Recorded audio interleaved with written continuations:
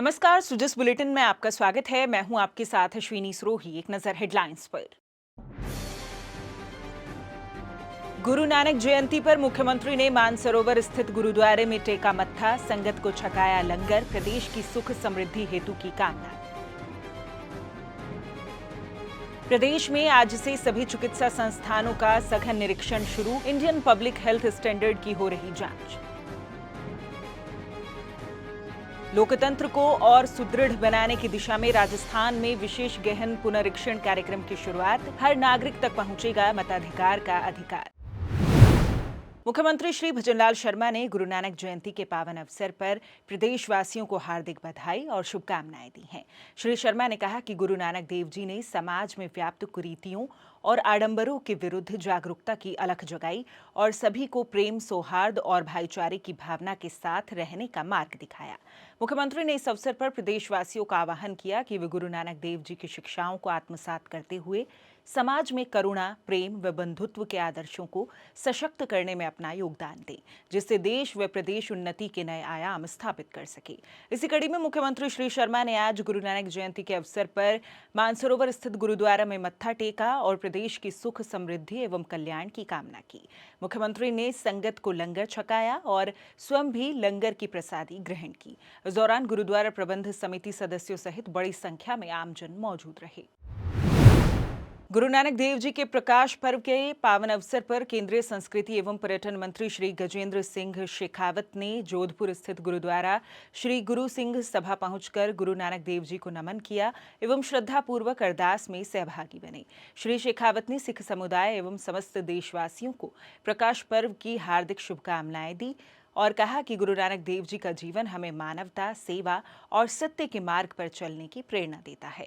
उन्होंने कहा कि गुरु नानक देव जी के उपदेश आज भी समाज में समरसता, करुणा और सह अस्तित्व के मूल्यों को सशक्त करते हैं। इस अवसर पर गुरुद्वारा परिसर में आयोजित रक्तदान शिविर में श्री शेखावत ने सक्रिय सहभागिता निभाई और रक्तदाताओं से संवाद कर उनका उत्साहवर्धन किया। उन्होंने कहा कि रक्तदान एक श्रेष्ठ मानव सेवा है जो जीवन बचाने का माध्यम बनती है। मुख्यमंत्री श्री भजनलाल शर्मा की पहल पर प्रदेश भर में स्वास्थ्य सेवाओं को और अधिक सुदृढ़ किया जा रहा है। इसी कड़ी में चिकित्सा मंत्री श्री गजेंद्र सिंह खेवसर के निर्देशों पर प्रदेश भर में 5 नवंबर से 7 नवंबर तक चिकित्सा संस्थानों का सघन निरीक्षण किया जा रहा है। सघन निरीक्षण के माध्यम से ये सुनिश्चित किया जा रहा है कि हर चिकित्सा संस्थान में इंडियन पब्लिक हेल्थ स्टैंडर्ड पूरे हों। जिन संस्थानों में स्टैंडर्ड पूरे नहीं होंगे वहां मिशन मोड में इन स्टैंडर्ड्स को पूरा करने का प्रयास किया जाए। चिकित्सा एवं स्वास्थ्य विभाग की प्रमुख शासन सचिव श्रीमती गायत्री राठौड़ ने मंगलवार को स्वास्थ्य भवन में आयोजित वीसी में इस संबंध में अधिकारियों को निर्देश प्रदान किए। उन्होंने कहा कि 7 नवंबर तक सभी संयुक्त निदेशक जोन, मुख्य चिकित्सा एवं स्वास्थ्य अधिकारी, ब्लॉक मुख्य चिकित्सा अधिकारी सहित अन्य अधिकारी अपने अपने क्षेत्राधिकारों में आने वाले सभी चिकित्सा संस्थानों का निरीक्षण कर रिपोर्ट प्रस्तुत करेंगे। रिपोर्ट के आधार पर मानक पूरे नहीं करने वाले चिकित्सा संस्थानों में आवश्यक सुधार के लिए कदम उठाए जाएंगे। प्रमुख शासन सचिव ने विभिन्न स्वास्थ्य मानकों की समीक्षा करते हुए कहा कि सभी जिले हर हाल में टीकाकरण के निर्धारित लक्ष्य प्राप्त करें। श्रीमती राठौड़ ने कहा कि प्रदेश भर में संचालित एम्बुलेंस सेवाओं का भी सघन निरीक्षण किया जाए। राज्य में मंगलवार 4 नवंबर से विशेष गहन पुनरीक्षण कार्यक्रम के तहत गणना प्रपत्र वितरण प्रारंभ हो गया है। एसआईआर के तहत 199 विधानसभा क्षेत्रों में 52,222 बीएलओ घर घर जाकर गणना प्रपत्र भरवाने का कार्य प्रारंभ कर चुके हैं। पहले दिन यानी मंगलवार को राज्य में 10 लाख से अधिक गणना प्रपत्र बीएलओ द्वारा घर घर जाकर वितरित किए गए। पहले दिन प्रदेश में गणना प्रपत्र वितरण में प्रभावशाली रणनीति के कारण अलवर और चित्तौड़गढ़ जिले अग्रणी रहे। मुख्य निर्वाचन अधिकारी श्री नवीन महाजन ने राज्य के मतदाताओं से अपील करते हुए कहा कि हर योग्य मतदाता 4 दिसंबर तक अपनी एक नवीनतम रंगीन फोटो और आवश्यक सूचनाओं के साथ भरा हुआ गणना प्रपत्र अपने बीएलओ को जमा कराकर स्वच्छ एवं सही मतदाता सूची निर्माण में अपना सहयोग प्रदान करें एवं लोकतंत्र के प्रति अपने कर्तव्य का पालन करें। वहीं प्रदेश के जिलों के जिला निर्वाचन अधिकारियों के द्वारा भी मतदाताओं को जागरूक करने और एसआईआर की प्रक्रिया में योगदान देने की अपील की जा रही है। जैसा कि आपको विदित है, प्रदेश में जो गणना चरण है एसआईआर के अंतर्गत वो प्रारंभ हो गया है। इसमें हर मतदाता के घर हमारा जो बूथ स्तरीय अधिकारी है वो जाएगा। अधिकतम 3 बार जाएगा। एक सरल सा 1 पेज का इन्यूमरेशन फॉर्म है, वो आपको सबमिट करेगा, आपसे डिस्कस करेगा और आप जब उसको देखेंगे तो बड़ी साधारण सी जानकारियां हैं जो वो आपसे ग्रहण करेगा। आप जब बूथ स्तरीय अधिकारी आपके पास ये फॉर्म लेके आए तो आप वो जानकारियां उसके साथ साझा करें। ये जो गणना चरण है इसमें आप लोग एक जागरूक मतदाता की हैसियत से अपना जो इन्यूमरेशन फॉर्म है कृपया समय पे भर के बीएलओ को हमारे दें और जो भारत का प्रजातंत्र है इसमें एक सजग नागरिक होने की जो भूमिका है इसको अदा करें। और अब देखिए चित्तौड़गढ़ जिला निर्वाचन अधिकारी श्री आलोक रंजन की जिले के मतदाताओं से की गई ये अपील। आपको ज्ञात होगा, चुनाव आयोग द्वारा मतदाता सूचियों के शुद्धिकरण के लिए एक विशेष पुनरीक्षण अभियान चलाया जा रहा है। इस अभियान का उद्देश्य है कि कोई भी वोटर जिसका नाम मतदाता सूची में होना चाहिए वो छूट न जाए एवं मतदाता सूचियों का शुद्धिकरण।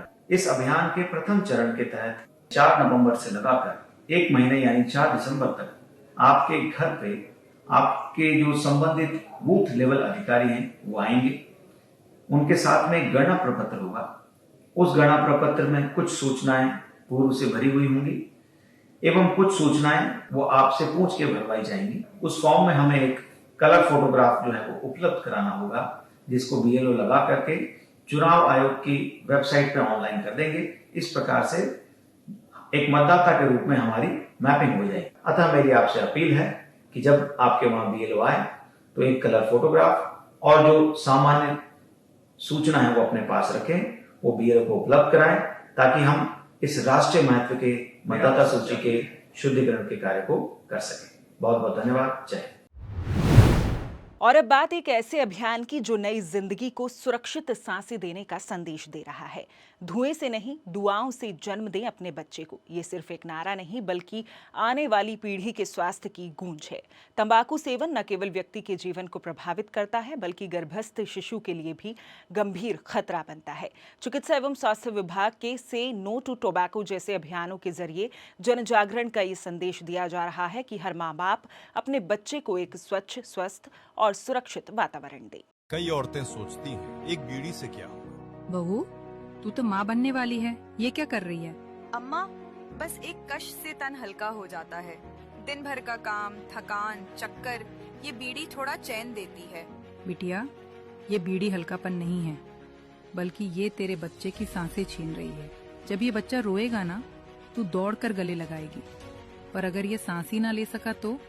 मुझे नहीं पता था अम्मा, ये बच्चे के लिए इतना नुकसानदायक है।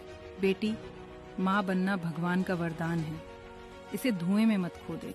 अब नहीं अम्मा, इस बच्चे की सांसों की कसम, अब कभी नहीं। बीड़ी का हर कश माँ और बच्चे के बीच दीवार बनाता है। धुएं से नहीं, दुआओं से जन्म दो अपने बच्चे को।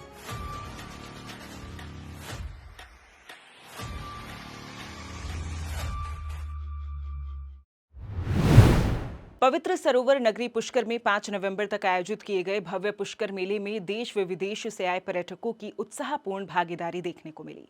राजस्थान की मिट्टी में रची बसी आत्मीयता और लोक संस्कृति के रंगों ने इस आयोजन को और भी खास बना दिया।